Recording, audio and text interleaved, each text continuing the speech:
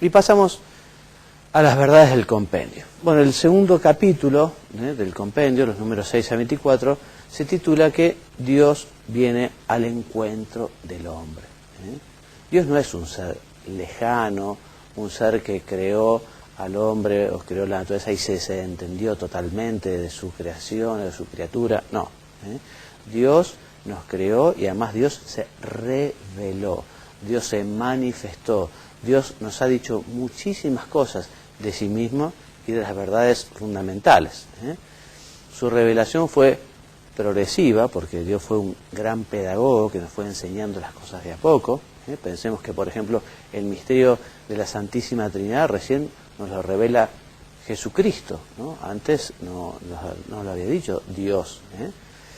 Entonces, y esta revelación llega a su culmen, llega a su cima con la venida de Jesucristo. Porque ya Dios no habla por los profetas, sino que Dios habla por su Hijo, Dios habla por sí mismo, porque el Verbo es Dios, la segunda persona de la Santísima Trinidad. ¿Y cómo nos llega esta revelación de Dios, estas manifestaciones de Dios a los hombres?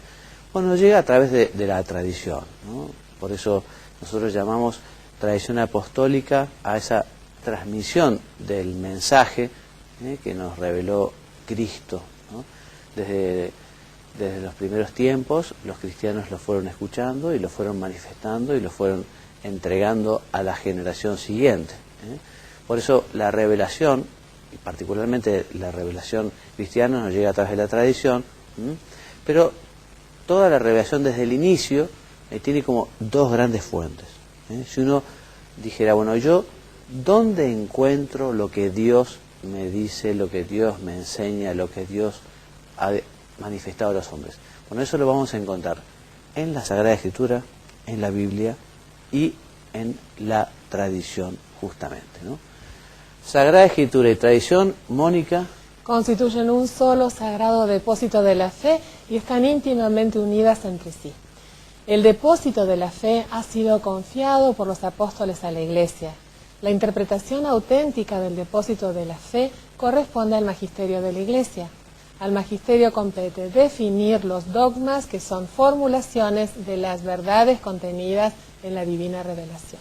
Entonces Dios se manifiesta a los hombres, esa manifestación está en el depósito que es la Sagrada Escritura y la tradición, y la Iglesia, que ha recibido justamente de Cristo el munus, digamos, la fuerza, la responsabilidad de enseñar, esa es su potestad de magisterio, es la Iglesia justamente la que nos dice qué es la Biblia, cómo se interpreta. Es el magisterio también que nos dice, bueno, cuál es la verdadera tradición en la Iglesia.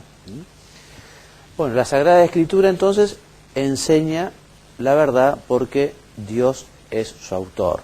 De esto vamos a hablar después con mucho mayor detenimiento, pero esto lo sabemos todos, ¿no? El autor de la Sagrada Escritura, de la Biblia, es Dios. Dios se sirvió de un hagiógrafo, de un instrumento, se sirvió de unas personas, pero el autor principal es Dios. Por eso en la Biblia está todo y solo lo que Dios quiere. Está inspirada y enseña sin error las verdades necesarias para nuestra salvación. La fe cristiana, sin embargo, no es una religión del libro, sino que es la religión del verbo, o sea, la religión de la palabra, pero de la palabra con mayúscula, porque es del verbo encarnado, de la palabra de Dios, de Cristo mismo. ¿Cómo debe ser entonces, Mónica, leída e interpretada la Biblia? Con la ayuda del Espíritu Santo y bajo la guía del magisterio de la Iglesia, según 3 criterios. 1. Atención al contenido y a la unidad de toda la Escritura. 2. Lectura de la Escritura en la tradición viva de la Iglesia. 3. Respeto de la analogía de la fe, la cohesión entre las verdades de la fe. Claro, porque la Escritura se explica con la Escritura. O sea, la Escritura o la Sagrada Biblia se explica dentro del marco de todo, tanto el Antiguo como el Nuevo Testamento. Por eso si una persona dice, no, pero la Biblia dice, y toma un parrafito así, completamente desgajado del resto, sacado de contexto, así no se puede leer la Biblia. La Biblia hay que interpretarla con toda la Biblia, con todo el mensaje de la Biblia. ¿Y qué es el canon de las Escrituras? El canon, no sé si habrán escuchado esta palabra, es justamente el conjunto de todos los libros sagrados o el elenco de todos los escritos sagrados, que son 46 escritos del Antiguo Testamento y 27 del Nuevo Testamento.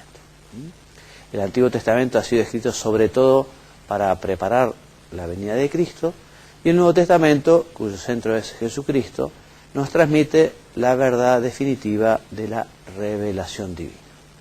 ¿Cuántos y quiénes son, Mónica, los evangelistas? 4. Los 4 evangelios de Mateo, Marcos, Lucas y Juan constituyen el corazón de toda la Escritura, de todas las Escrituras. La Escritura es una también, porque es única la palabra de Dios, único el proyecto salvífico de Dios y única la inspiración divina de ambos testamentos. El Antiguo Testamento prepara para el Nuevo, lo decíamos, y o sea, el Nuevo, da cumplimiento al Antiguo Testamento. Ambos se iluminan recíprocamente. Por eso la Sagrada Escritura proporciona apoyo y vigor a la vida de la Iglesia. ¿Y qué constituye entonces para la Iglesia, Mónica, la Sagrada Escritura? Es firmeza de la fe, alimento y manantial de la vida espiritual, es el alma de la teología y de la predicación pastoral. Desconocer la Escritura es desconocer a Cristo, dijo San Jerónimo. Así es. Muy bien, y ahora en pocas palabras vamos a aprovechar el consejo de Mónica, su experiencia como madre y catequista. Gracias, Padre Juan María. Esto nos viene bien a todos. Tengamos presente siempre que amor más responsabilidad dan como resultado la fuerza de voluntad. Amor y responsabilidad se contienen una a otra, no hay amor sin responsabilidad y no hay responsabilidad sin amor. Y esa fuerza de voluntad nos va a llevar siempre, nos va a ayudar a que podamos iniciar, emprender y luego ser perseverantes en todo lo que hagamos. Y trayéndolo al ámbito de la catequesis, pasamos a la otra plaquita, Padre Juan María. ¿Y por qué lo decimos? Porque a veces sucede que somos seres humanos, tenemos a veces poco tiempo, nos parece que tenemos poco tiempo, pocas ganas, pero cuidado, estamos en catequesis y la oración más el contacto asiduo con la palabra de Dios permite que tengamos configurado nuestro corazón al de Jesucristo. Entonces vamos a poder hacer siempre todo lo que tengamos que hacer en catequesis, ya sea preparar los encuentros para los catequistas o con nuestro niñito en nuestro hogar. Hay algo que nuestro Santo Padre dijo cuando comenzó su papado, el 24 de octubre de 2005, hablo de Benedicto XVI, él dijo, no tengan miedo de Cristo, Él no quita nada y lo da todo. Parafraseando a su Santidad Juan Pablo II, quien en 1978, cuando también inició su pontificado, dijo, no teman, abran más todavía, abran de par en par las puertas a Cristo. Así que, si pasamos a esto, seamos responsables, me lo digo yo también para mí, y no tengamos miedo, porque Dios está siempre con nosotros. Y si aún así nos cuesta, ofrezcamos en oración. Muy bien, Mónica, muchas gracias.